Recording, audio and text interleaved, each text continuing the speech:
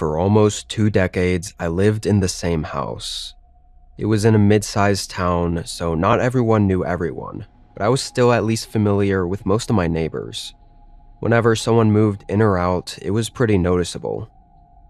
2 years ago, the family in the house directly across the street from me moved away after retiring. They listed, sold, and left the house within a week, which is really fast. However, it remained empty for 3 months. I never saw anyone move in, or any cars there, or anything at all. Until one night, while staying up late, I saw someone's headlights shine through the window. And after a couple minutes of the light not moving, I thought they were sitting outside of my house. So I got up and looked. There was a car in the driveway of the home across the street. It was parked but still running, and its lights were still on. But standing right outside the driver door, there was a guy. He was facing my house, just looking at it. Or maybe looking at me in the window. I don't know. I stayed in the window for 30 seconds, but the man didn't move, so I eventually just went back to the couch. I honestly didn't know what to make of it. I was more so just surprised to finally see the new owner at the house. Later, about an hour or so, when I got up to go to bed, I looked out the window again and saw that the car and the man were gone. Not sure if he had parked inside the garage or just left the house. I didn't think too much about it. When I got up, I went to work and didn't get back home until 7. I noticed that the car was back. It was right there in the driveway, and the front door to the house was open. However, all the lights were off. When I parked and got out, I looked at their house for a minute because it was so strange. The front door was wide open, but it was pitch black behind it. Not a single light coming through any of the windows or even in that front hallway. I headed inside, but kept thinking about how unusual it was. I had a bad feeling about that new neighbor, though I couldn't tell yet if he was just strange or if I was overthinking all of it. Another few days passed. I was watching TV upstairs in the bedroom when I heard the doorbell ring. I checked the time, and it was almost 10 o'clock, which was really late, so I thought it had to have been something urgent. I got up and hurried downstairs, looking out to see who it was. I wasn't absolutely positive, but it looked a lot like the new neighbor guy. Again, I'd only actually seen him that one time through the window, so it was hard for me to know for sure. As I stood there, he rang the doorbell again. I thought for a moment about whether I wanted to answer. Looking back, this seems like a terrible idea, but at the time, I thought there was no way he'd do anything, since I knew exactly where he lived, and I didn't even know the guy, so really he had no reason to do anything. More than likely, he just needed help with something, and maybe this was a chance for us to get off on the right foot. He looked like he was in his 40s. Short black hair, a messy beard, and wearing rugged jeans. I noticed behind him, all the lights in his house were still off. "Is there something I can do for you?" In a very quiet, monotone voice, he asked me if I had a phone he could borrow. By chance, I was holding my phone in my hand, and he even looked at it as he asked me, so I couldn't really say no. I opened the phone app and handed it over to him. He then walked to the corner of the porch and held it up to his ear, facing away from me for privacy. He was over there for a minute, mumbling quietly, way too quiet for me to hear anything. And then he walked back over, handed me my phone, and walked away. No thank you and no explanation. I watched him go across the street, open his front door, and walk inside. Still, not a single light turned on. I closed the door and went back upstairs. Out of curiosity, I checked the phone app to see the number he had called. But I didn't see it. There were no recent outgoing or incoming calls. But then, what the hell was the point? Did he really just fake a phone call? I didn't understand, and for some reason, I got very upset. I felt like I'd been tricked or used for something, and I didn't even know what for. I got right up from my bed, put my shoes on, and walked across the street to his house to get some answers. As I got up to his porch, I again noticed just how dark it was in his house, and how quiet it was too. I knocked on the door, which I guess wasn't fully closed because it swung open when I hit it. From there, I could see that the house was essentially empty, no furniture or boxes, and completely pitch black, even though I knew he was inside. I'm not trying to judge how someone else lives, but hanging out in a blacked out house with no lights on was creepy as hell. I called out, hoping he'd explain himself about the phone thing. "Hey, are you in there? I want to talk." The whole house was just quiet though, as if he wasn't even in there. But after waiting for 20 seconds, the door suddenly slammed into the door frame, shutting in my face. I actually fell backwards, jump scared and caught off guard by it. He must have been standing right behind the door the whole time. What the actual fuck was going on? I backed away from the house, then ran back to mine and got inside. I strongly considered calling the police just because of this awful gut feeling I had about everything, and him possibly messing with my phone seemed like a decent excuse. But for 15 minutes, I didn't take action or do anything. I just paced around the house, occasionally looking out the window and thinking about what to do, until I heard something outside, and a second later, loud, fast knocking came against the front door. I ran up and looked, seeing the neighbor guy standing outside the door. He had a backpack on, and looked like he was leaning up to the door, like he was pressing on it. "Hey, open up." I didn't answer. "Come on, I'll explain everything, I swear." I moved away from the door and called the cops. I was too scared now to let this go on any longer. The man repeatedly knocked on the door, and I even saw the door handle shake a few times, though I think he was trying to be subtle about it, checking if I had locked it. I'm really thankful an officer got there quick, because he never had a chance to give up and run off. He tried heading back to his house when the cop car showed up, but he didn't even get across the street. And the first thing the cop did was search his bag. Disturbingly, he found weapons and common kidnapping items like duct tape and zip ties. That was enough for them to get a search warrant on the house and do an investigation into what was going on. Turned out the man was actually renting the house and using a stolen identity. Some company had bought the place right away and the man rented it from them just a couple weeks afterward.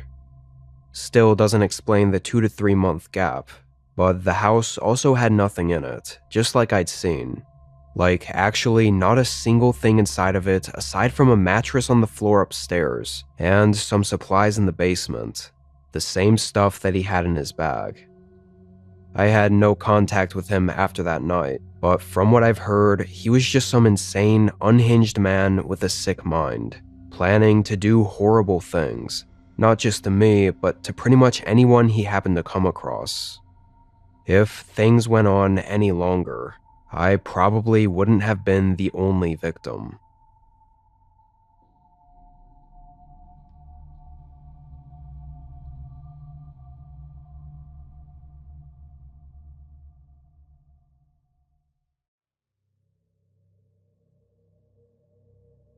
In my 20s, I lived in a very cheap, old apartment complex for several years. Just a rundown, dilapidated building on the outskirts of the city. When I'd moved in, almost all the rooms were occupied, but in the few years following, everyone seemed to move out for one reason or another, and I don't blame them at all. The place was awful. I was planning to move out too as soon as my lease was up. For those last few months, the only other people living in the complex was an old couple on the bottom floor. I'd never actually seen them since the day I'd moved in, but I saw their lights on still. I lived on the top 4th floor of the complex, and nobody else lived on my floor. It didn't really change anything, though. It just meant the place was quieter than usual, with less noise coming through the thin walls. But some random night, I woke up really early in the morning, like 3 or 4 a.m., hearing these loud thumps moving through the complex. They were heavy, running footsteps in the hallway right outside of my room on the 4th floor, just going back and forth down the hall. No way it was the old couple, so I had no clue who it even could have been, or what they could have been doing up on my floor running around. And then, after 5 minutes, it just went quiet, and I eventually fell back asleep. In the morning, I didn't really think about it. I remembered it, but it just didn't seem like anything important. I went to work, came back home, made food, and watched TV for a while before getting in bed. This night, I struggled to fall asleep, not for any particular reason. I was just in bed, laying with my eyes closed for almost 2 hours, when at 12:15 a.m., I began hearing the thumping again. It started by the staircase, then ran all the way down to the other end of the hallway, and then came back toward the stairs. It was so loud and close to my room that I could clearly hear the footsteps thump louder as they got closer to my door, and get softer as they passed by my room. I wanted to get up to look and see who it was, but I was already having trouble sleeping, and getting up and everything would probably make it even worse for me. And again, once about 5 minutes went by, the footsteps abruptly stopped. For the next 30 minutes that I was awake, I didn't hear anything else. The next week, this happened every single night, and with seemingly no pattern to it. Sometimes it was at 3 a.m. and sometimes 12 a.m., and every time it would wake me up and I'd listen for 5 minutes until they'd stop. I wasn't even really scared or uneasy about it by this point. I was just confused and slightly annoyed that I kept getting woken up. And then, one night, I woke up around 2 a.m. to those same running footsteps in the hallway, and listened again for 5 minutes, waiting for it to end. I listened to them run to the other end of the hall, then start running down the hallway, the thumping getting louder and louder as they were getting closer and about to pass my room, until suddenly the thumping stopped just before they passed the door. I waited a minute for them to start running again, or to go toward the stairs, but it remained quiet.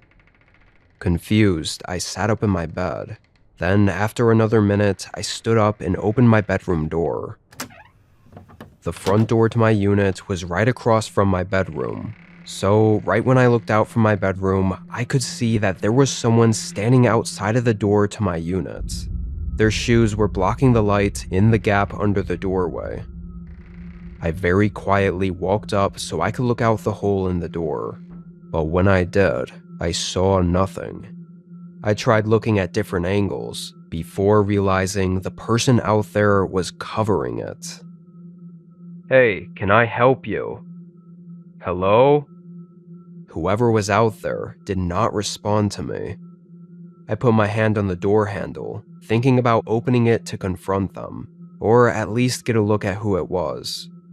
Just before I unlocked it, I saw the chain lock, which I never really used, the one that only lets the door open a couple of inches. I latched it, then unlocked the door, and before I could even twist the handle, it jutted open. The chain snatched the door, and I could hear the wood cracking from how hard the person tried to slam it open. I jumped back, catching a glimpse of an older man holding a kitchen knife. He looked completely deranged and didn't even speak. He just continued to try forcing the door to open. I ran back to get my phone and called 911 for help. The man didn't let up on the door for a whole 3 minutes, slamming his body into it, punching it, and even trying to use the knife to rip the chain off. I stayed watching just in case he did manage to get in, but thankfully he stopped after those few minutes. He peered through the gap at me one more time before running down the hallway toward the stairs. Unfortunately, the police took about 20 minutes to get to the building. They did their investigation, and that was pretty much it. A couple weeks later, I noticed the light in the old couple's room hadn't been on in days, and that's when I found out I was the last and only person still living there. Obviously, I moved out, and didn't have anything else related happen. I'm thinking this was just one of those strange, unexplainable events that I'll probably think about for the rest of my life, never getting any answers for what really happened.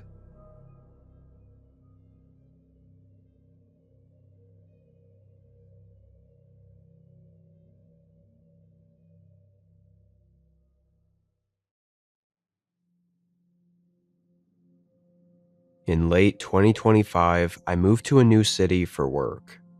The house I rented was in a town outside of the main city, where it was more affordable.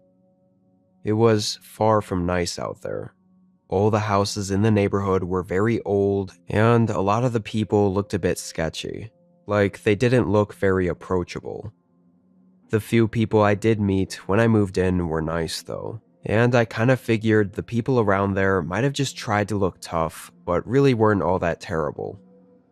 Something about the house that gave me some peace of mind was it had a security system installed.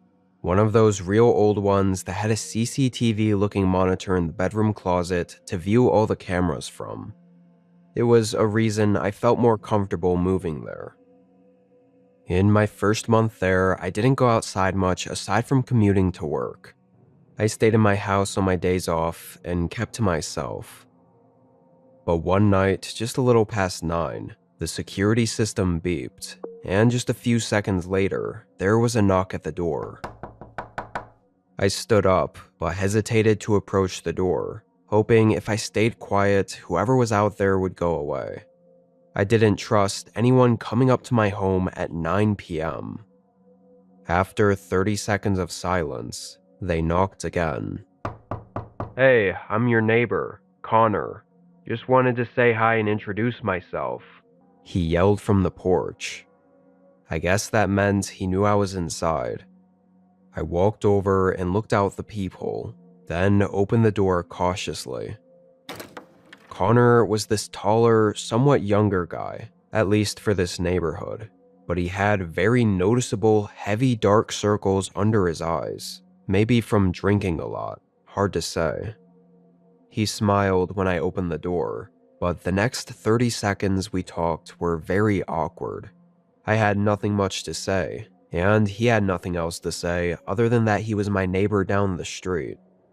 And after there was a long, weird silence, I said thanks for stopping by and closed the door. I was pretty sure he was drunk, so I didn't bother feeling too bad about it. It was just a weird interaction. I went back to the TV and sat down, chilling and continuing my show. But about 15 minutes later, I kinda just had this feeling, like I suddenly realized I never heard him leave. I thought I was crazy, that there was no way, but I entertained the idea and got up, looking out the peephole. Connor was still right there on my porch, and I found it really creepy and strange that he wasn't doing anything. He was standing there on the porch just as he was when I'd opened the door 15 minutes ago. I opened the door again. Connor didn't even react. He just smiled again and said, "How's it going?" I stared at him like he was crazy. "What are you still doing here? It's really late, man." He nodded like he understood.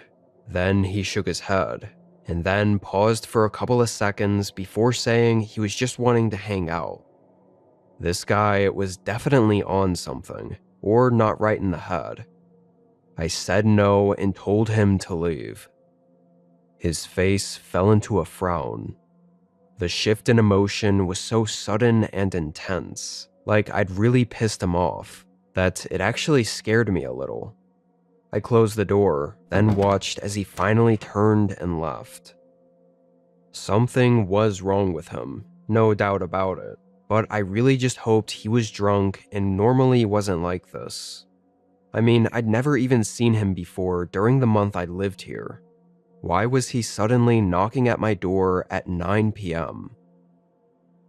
I usually went to bed around 10, but I didn't work tomorrow, and even though I was tired, I didn't want to go to bed in case Connor was still lingering around. I really didn't think anything else would happen, but I wanted to be cautious.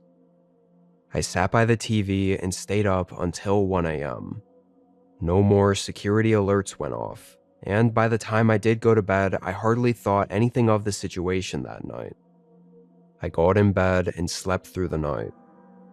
The next 3 or 4 days, I worked and would get home around 7, and every night around 9 p.m., the security alerts in the house would go off. I'd check out the front window and look out the door, then go upstairs to the bedroom where the security monitor was. But by then, whatever the cameras were seeing was gone. It kept happening at the same time, 9 p.m. every single night though. I was nervous that it might have been that Connor guy, and the idea of him lurking around my house was really disturbing. One of those nights, the alert went off several times, basically every 30 minutes, from 9 p.m. until 12 a.m. I still never saw what was tripping the alarms. Had me kind of paranoid, but I had work in the morning and I couldn't just stay up all night.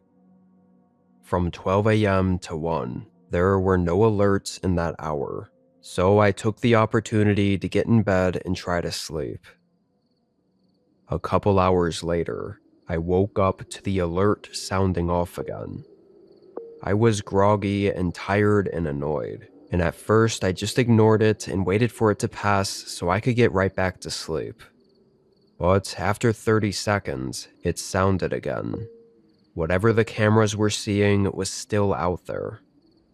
I got up and walked sleepily straight into the security screens in the closet. I turned it on and looked. All 4 cameras showed no movement. Not even the trees were blowing around. It was absolutely still outside. I almost just turned right back around and walked back to bed, but I saw something on the bottom left camera, the one that looked over the porch. In the very corner of the camera, I could see my front door. It was wide open. I actually felt my chest sting from the fear that rushed through me. I backed out of the closet and moved to the bedroom door. I opened it and listened to the house. It was dead quiet. I walked down toward the staircase and I went down to the bottom. From there, I could see the door, and Connor was standing right there in the doorway. He was facing the stairs, looking right at me. He had that same horrifying, angry look in his eyes that he had 5 days ago when I told him to leave. I froze, scared so much that my mind went blank. He didn't move either, and after a couple moments, I booked it back up the stairs.